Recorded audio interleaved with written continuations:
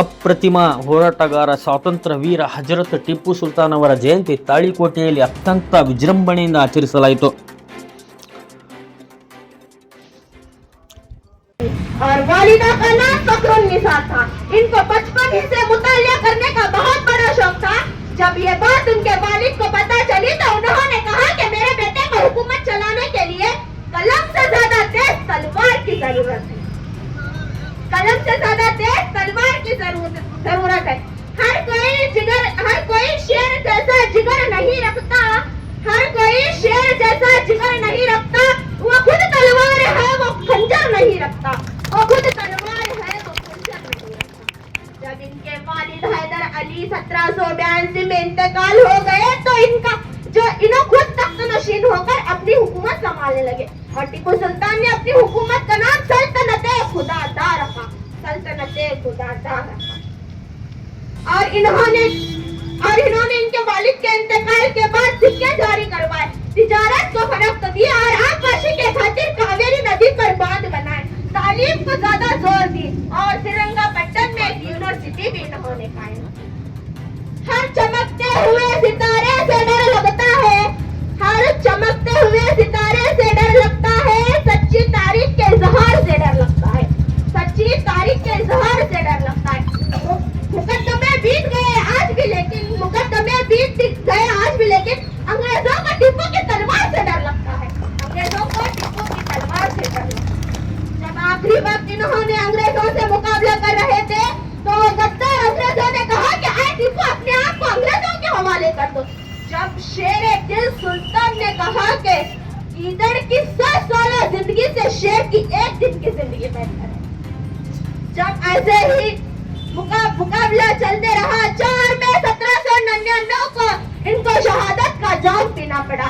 और आज भी श्रीरंगपट्टन में टीपू की कब्र, उनके वालिद की कब्र और उनकी वालिदा की कब्र भी एक साथ मौजूद है। कुछ उसूलों का नशा था, कुछ मुकद्दस ख्वाब थे। कुछ उसूलों का नशा था, कुछ मुकद्दस ख्वाब थे। हर जमाने में शहादत के यही असबाब थे। बस इतना कहकर मैं अपनी जगह लेना चाहती हूँ। खुदा हाफिज़। ಟಿಪ್ಪು ಸುಲ್ತಾನ್ ಒಬ್ಬ ಮತ ಅಂದ ಅಂತೇಳಿ ಹೇಳ್ತಿತ್ತು. ಈ ಟಿಪ್ಪು ಸುಲ್ತಾನ್ ಮತ ಅಂದ ಅಲ್ಲ, ಹುಲಿ ಅವ. ಈ ಕನ್ನಡ ನಾಡಿನ ಹುಲಿ ಅದು ಯಾರೋ ಕೊಟ್ಟಿರ್ತಕ್ಕಂಥ ತನ್ನನ್ನು ತಾನೇ ಸೃಷ್ಟಿಸಿಕೊಂಡಿರ್ತಕ್ಕಂಥದ್ದು ಹೆಸರಲ್ಲ. ಅದು ಜನರಿಗಾಗಿ, ಜನರಿಗೋಸ್ಕರ, ಈ ನಾಡಿಗೋಸ್ಕರ ತನ್ನ ಮಕ್ಕಳನ್ನೇ ಒತ್ತಿ ಇಟ್ಟಿರ್ತಕ್ಕಂಥ ಹುಲಿ ಅದು. ಆತ್ಮ ಸ್ವಾಭಿಮಾನದಿಂದ ಬದುಕಿರ್ತಕ್ಕಂಥ ಹುಲಿ ಅದು. ಕನ್ನಡ ನಾಡಿನ ಹೆಮ್ಮೆಯ ಪುತ್ರ ಅವು. ಇಂಥವರ ಜಯಂತಿಯನ್ನ ನಾವು ಅತಿ ವಿಜೃಂಭಣೆಯಿಂದ ಮಾಡಬೇಕಾಗ್ತದೆ ಮುಂದಿನ ದಿನಮಾನಗಳಲ್ಲಿ. ದಯಮಾಡಿ ಇದನ್ನ ಸಮಿತಿಯವರು ನೀವು ಲಕ್ಷ್ಯ ವಹಿಸಬೇಕಂತೇಳಿ ನಾನು ವಿನಂತಿ ಮಾಡ್ಕೊತೀನಿ. ಯಾಕಂತಂದ್ರೆ ಇವತ್ತು ಬಹಳ ಖುಷಿಯ ವಿಚಾರ.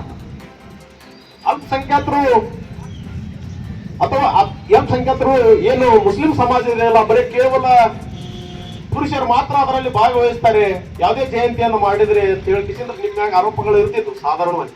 ಇವತ್ತು ಬಾಬಾ ಸಾಹೇಬರ ಸಂವಿಧಾನದಿಂದ ಪ್ರತಿಯೊಂದು ಮಹಿಳೆಯೂ ಕೂಡ ಸ್ವಾಭಿಮಾನದ ಬದುಕಬೇಕು ಅನ್ನೋ ಬಾಬಾ ಸಾಹೇಬರ ಕನಸು ಇವತ್ತು ನಿಜವಾಗಿದೆ ಅಂತ ಹೇಳಿ ನಾನು ಭಾವಿಸ್ತೀನಿ. ಯಾಕಂತಂದ್ರೆ ಇಬ್ರು ಸಹೋದರಿಯರು ಬಹಳ ಅತ್ಯುತ್ತಮವಾಗಿ ಟಿಪ್ಪು ಸುಲ್ತಾನ್ ಅವರ ಬಗ್ಗೆ ಮಾತನಾಡಿದರು. ಇವತ್ತಿನ ಸಂದರ್ಭದಲ್ಲಿ ಅವರ ಮಾತುಗಳು ಬಹಳ ಹರಿತವಾಗಿದ್ದವು. ಟಿಪ್ಪು ಸುಲ್ತಾನ್ ಅವರನ್ನ ಯಾರು ಹೊಂದಿಕೊಂಡಿರ್ತಾರೆ ಅವ್ರಿಗೆ ಖಂಡಿತವಾಗ್ಲೂ ಕೂಡ ಮನಸ್ಸಿಗೆ ಚುಚ್ಚಿರುತ್ತದೆ. ನಾವು ವಿಚಾರವನ್ನ ಮಾಡ್ಬೇಕು.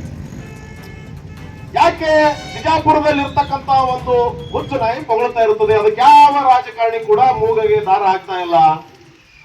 ನಮ್ಮ ಪ್ರತಿನಿಧಿಗಳು ಏನು ಮಾಡ್ತಾ ಇದ್ದಾರೆ, ನಾವು ಓಟ್ ಹಾಕಿರ್ತಕ್ಕಂಥವ್ರು ಏನು ಮಾಡ್ತಾ ಇದ್ದಾರೆ, ನಾವು ಅವ್ರನ್ನ ಯಾರು ಪ್ರಶ್ನೆ ಮಾಡಬೇಕು? ನಾವು ತಾನೇ ಪ್ರಶ್ನೆ ಮಾಡ್ಬೇಕು. ಅವ್ರು ಪ್ರಶ್ನೆ ಮಾಡ್ತಾರೆ, ಇವ್ರು ಪ್ರಶ್ನೆ ಮಾಡ್ತಾರೆ ಅಂತ ಹೇಳಿ ನಮ್ಮ ಮೇಗ ಅದು ನಿರಂತರವಾಗಿ ದೌರ್ಜನ್ಯ ಅಂತೇಳಿ ನಾವು ಪರಿಗಣನೆಗೆ ತಗೋಬೇಕು.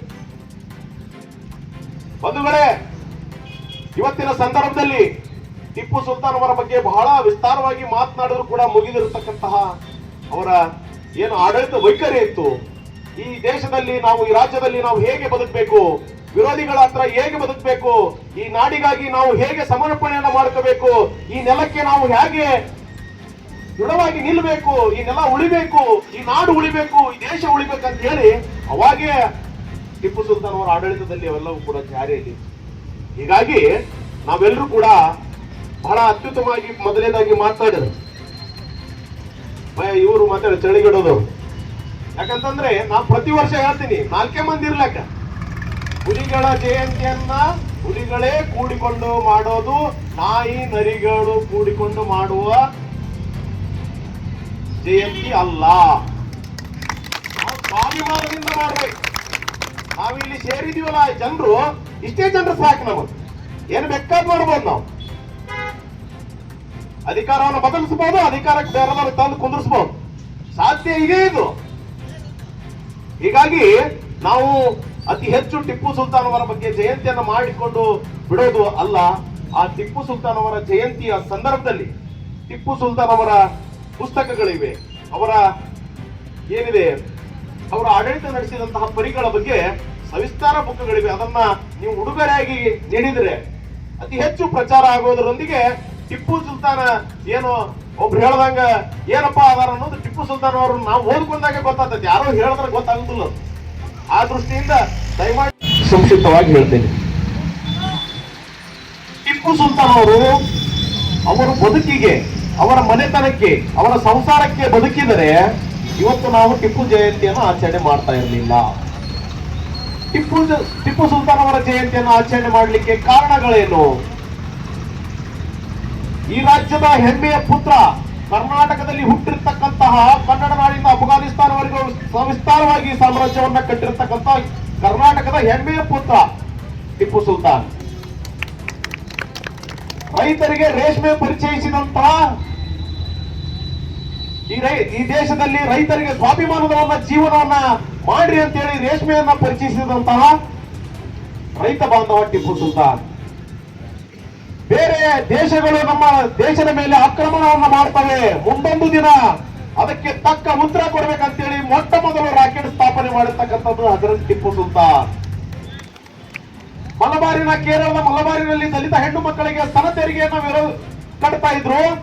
ಅದನ್ನ ಘಂಟಾಘೋಷವಾಗಿ ನೀವೇನಾದ್ರೂ ದಲಿತ ಮಹಿಳೆಯರಿಗೆ ಸ್ತನ ತೆರಿಗೆಯನ್ನು ಕಟ್ಟಿದ್ರೆ ನಿಮ್ಮ ವಿರುದ್ಧ ಹೋರಾಟವನ್ನ ಮಾಡಬೇಕಾಗ್ತದೆ, ನಿಮ್ಮ ಸಾಮ್ರಾಜ್ಯವನ್ನ ನಿರ್ನಾಮ ಮಾಡಬೇಕಾಗ್ತದೆ ಅಂತ ಹೇಳಿ ಓಪನ್ ಆಗಿ ಚಾಲೆಂಜ್ ಮಾಡಿ ಆ ದಲಿತ ಹೆಣ್ಣು ಮಕ್ಕಳಿಗೆ ಶರಗನ ಹೊತ್ತಿಸತಕ್ಕಂತಹ ಹಜರತ್ ಟಿಪ್ಪು ಸುಲ್ತಾನ್.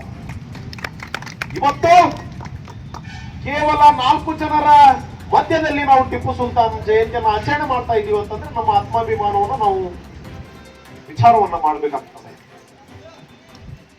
ಇವತ್ತು ಅತಿ ಹೆಚ್ಚು ಅನ್ಯಾಯ ನಡೀತಾ ಇರತಕ್ಕಂಥದ್ದು ದಲಿತ ಸಮಾಜದ ಮೇಲೆ, ಅತಿ ಹೆಚ್ಚು ಅನ್ಯಾಯಗಳು ನಡೀತಾ ಇರತಕ್ಕಂಥದ್ದು ಅಲ್ಪಸಂಖ್ಯಾತರ ಮೇಲೆ. ಇವತ್ತು ಸಾಕಷ್ಟು 130 ಕೋಟಿ ಜನಸಂಖ್ಯೆ ಇದ್ರೂ ಅತಿ ಹೆಚ್ಚು ಜನಸಂಖ್ಯೆ ಹೊಂದಿರತಕ್ಕಂತಹ ಎರಡೂ ಸಮಾಜದ ಪ್ರತಿನಿಧಿಗಳು ಏನು ಮಾಡ್ತಾ ಇದ್ದಾರೆ ಅಂತೇಳಿ ನಾವು ಆತ್ಮಾವಲೋಕನವನ್ನು ಮಾಡಿಕೊಳ್ಬೇಕಾಗ್ತದೆ. ದಯಮಾಡಿ ಬಹಳ ಹರಿತವಾದ ಮಾತುಗಳಿವೆ. ಪ್ರತಿ 6 ನಿಮಿಷಕ್ಕೊಂದು ಮಹಿಳೆ ಮೇಲೆ ರೇಪ್ ಆಗ್ತದೆ ಈ ಸಂದರ್ಭದಲ್ಲಿ ಅಂತಂದ್ರೆ, ಅವಾಗಿನ ಸಂದರ್ಭದಲ್ಲಿ ಬರೀ ಸ್ತನ ತೆರಿಗೆಯನ್ನ ಕಟ್ಟುವ ಸಂದರ್ಭದಲ್ಲಿ ಇಡೀ ನನ್ನ ಸಾಮ್ರಾಜ್ಯ ಹೋದ್ರೂ ಚಿಂತೆ ಇಲ್ಲ, ನಾನು ಯುದ್ಧ ಮಾಡಿ ಅವರಿಗೆ ನ್ಯಾಯವನ್ನ ಕೊಡಿಸ್ತೀನಿ ಅನ್ನೋ ಮಾತಿದೆಯಲ್ಲ, ಆ ಟಿಪ್ಪು ಸುಲ್ತಾನ್ ಅವರ ಮಾತು ಈಗಿನ ಯಾವ ರಾಜಕಾರಣಿ ಹೇಳ್ತಾರೆ ಹೇಳ್ರಿ ನೋಡೋಣ. ದೇಶಕ್ಕಾಗಿ ಪ್ರಾಣವನ್ನು ಇಟ್ಟು ತನ್ನ ಮಕ್ಕಳ ಪ್ರಾಣವನ್ನು ಒತ್ತೆ ಇಟ್ಟಿದ ಯಾರಾದರೂ ರಾಜ್ಯ ಇದ್ರೆ ಅದು ಹಜರತ್ ಟಿಪ್ಪು ಸುಲ್ತಾನ್. ಈಗಿನ ಲಾಲ್ಬಾಗ್ ಎಲ್ಲರೂ ನೋಡಕ್ಕೆ ಹೋಗ್ತೀರಿ ಬೆಂಗಳೂರಿಗೆ, ಅದು ಅರ್ಧಕ್ಕೆ ನಿಂತಿದ್ದು, ಅದು ಪೂರ್ಣಗೊಳಿಸಿದ್ದು ಯಾರಾದ್ರೂ ಇದ್ರೆ ಅದು ಹಜರತ್ ಟಿಪ್ಪು ಸುಲ್ತಾನ್ ರವರು. ಅಂತ ಮಹಾನ ವ್ಯಕ್ತಿಗೆ ಇಂದು ಮತ ಅಂತ ದೇಶದ್ರೋಹಿ ಏನೇನು ಅಂತೀರಿ ಸ್ವಾಮಿ, ತಮ್ಮ ರಾಜಕೀಯ ಬೇಳೆ ಬೆಳೆಸ್ಕೊಳ್ಳಕ್ಕೆ ಅಂತ ವೀರ ಶೂರ ಹಜರತ್ ಟಿಪ್ಪು ಸುಲ್ತಾನರನ್ನು ತಮ್ಮ ಬೇಳೆ ಬೆಳೆಸ್ಕೊಳ್ಳೋ ಸಲುವಾಗಿ ತಮಗೆ ಮನಸ್ಸಿಗೆ ಬಂದಂತೆ ಇತಿಹಾಸ ತಿರುಚುತ್ತಿದ್ದೀರ. ನೀವು ಯಾರೇ ಇತಿಹಾಸ ತಿರುಚಿದ್ರು ಹುಲಿ ಹುಲಿನೇ ಆಗಿರೋದು, ಯಾರಿಂದಲೂ ಅವನಿಗೆ ಏನೇ ಕಳಂಕ ಮಾಡಿದ್ರು ಅದು ಅಸಾಧ್ಯ ಮಾತು ಅಂತ ಮಹಾನ ವ್ಯಕ್ತಿಯ ಜಯಂತಿ ಆಚರಣೆ ಮಾಡುತ್ತಿದ್ದೀವಿ. ನಾನು ಇಕ್ರಾ ಉರ್ದು ಹೈಸ್ಕೂಲ್ ಪ್ರೌಢಶಾಲಿನ ವಿದ್ಯಾರ್ಥಿ. ನನ್ನ ಹೆಸರು ಅಪ್ಸರಾ ಚೌಧರಿ. ಹಿಂದೂಸ್ತಾನದ ಕಣ್ಣಿವನು, ಕರ್ನಾಟಕದ ಹುಲಿಯವನು, ಕನ್ನಡ ನಾಡಿನ ಕಲಿಯುವನು, ಅಪ್ಪಟ ವಜ್ರದ ತುಂಡಿವನು, ಎಲ್ಲರ ಪ್ರೀತಿಯ ಮಗನಿವನು, ನನ್ನ ಟಿಪ್ಪು ಮೈಸೂರಿನ ಹುಲಿಯವನು, ನನ್ನ ಟಿಪ್ಪು ಮೈಸೂರಿನ ಹುಲಿಯವನು. ವ್ಯಾಪಾರಕ್ಕಂದು ಭಾರತಕ್ಕೆ ಬಂದು ಬಂದೂಕಿನ ಶಕ್ತಿಯಿಂದ ದೇಶವನ್ನೇ ತನ್ನ ವಿಷಯಕ್ಕೆ ತೆಗೆದುಕೊಂಡು ಬ್ರಿಟಿಷರ ವಿರುದ್ಧ ಹೋರಾಟದಲ್ಲಿರುವ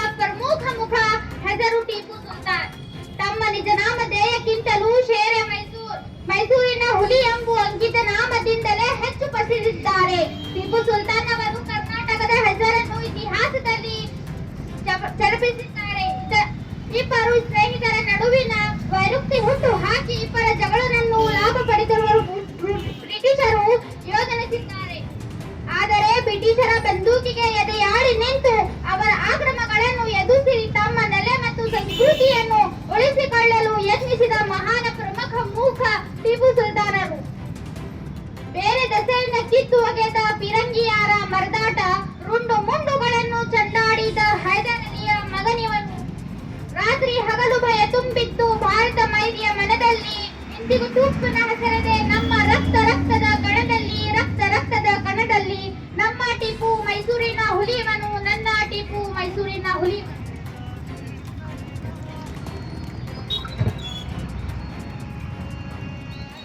ಮೈಸೂರಿನ ಟಿಪ್ಪು ಸುಲ್ತಾನ್ ಅವರ ಸಾಧನೆಗಳು: ಯುದ್ಧದಲ್ಲಿ ರಾಕೆಟ್ ತಂತ್ರಜ್ಞಾನ ಪರಿಚಯಿಸಿದವರ ಮೊದಲ ವ್ಯಕ್ತಿ ಟಿಪ್ಪು ಸುಲ್ತಾನ್. ಮೈಸೂರು ರಾಜ್ಯಕ್ಕೆ ರಾಷ್ಟ್ರೀಯವನ್ನು ಪರಿಸಿದವರು ಟಿಪ್ಪು ಸುಲ್ತಾನ್. ಮೈಸೂರು ರಕ್ಷಣೆ ಬ್ರಿಟಿಷರನ್ನೇ ಹೋರಾಡಿದವರು ಟಿಪ್ಪು ಸುಲ್ತಾನ್. ಕುಣಿಗಲ್ನರೆ ಕುದುರೆ ಫಾರಂ ಸ್ಥಾಪಿಸಿದರು ಟಿಪ್ಪು ಸುಲ್ತಾನ್. ಬಾಗಾನ ನೀತಿಯನ್ನು ಜಾಗೃತ ಮಾಡಿದವರು ಟಿಪ್ಪು ಸುಲ್ತಾನ್. ಕೇರಳ ಮಕ್ಕಳಿಗೆ ಹೆಣ್ಣು ಮಕ್ಕಳಿಗೆ ರಾಷ್ಟ್ರೀಯ ರಶ್ಮಿಯ ವಸ್ತ್ರಗಳನ್ನು ದಾನ ಮಾಡಿದವರು ಟಿಪ್ಪು ಸುಲ್ತಾನ್. ಸತ್ಯ ಅಹಿಂಸೆ ನ್ಯಾಯ ನೀತಿಯು ಟಿಪ್ಪು ಜಗದಲ್ಲಿ ಬೆಳಕಿದನು. ಅನೀತಿ ಅಧರ್ಮ ಅನ್ಯಾಯಕ್ಕೆ ಟಿಪ್ಪು ಬೆಂಕಿಯ ಚಂಡಿವನು. ಅಸತ್ಯ ಅಹಿಂಸೆ ಅವತಾರವನ್ನು ಕನ್ನಡ ಜನಕ್ಕೆ ತೋರಿದನು. ಎಂದು ಮರಣನಾಗಿ ದೇವಲೋಕಕ್ಕೆ ಸೇರಿದನು. ನನ್ನ ಟಿಪ್ಪು ಮೈಸೂರಿನ ಹುಲಿಯವನು, ನನ್ನ ಟಿಪ್ಪು ಮೈಸೂರಿನ ಹುಲಿಯವನು. ಇಷ್ಟು ಹೇಳುವ ಮೂಲಕ ನನ್ನ ಹೃದಯದಲ್ಲಿ ಇರುವ ಮಾತುಗಳನ್ನು ಹೇಳುವ ಅವಕಾಶ ಕೊಟ್ಟವರಿಗೆ ಪ್ರತಿಯೊಬ್ಬರಿಗೆ ನನ್ನ ಹೃದಯದಿಂದ ಧನ್ಯವಾದಗಳು ಹೇಳುತ್ತೇನೆ.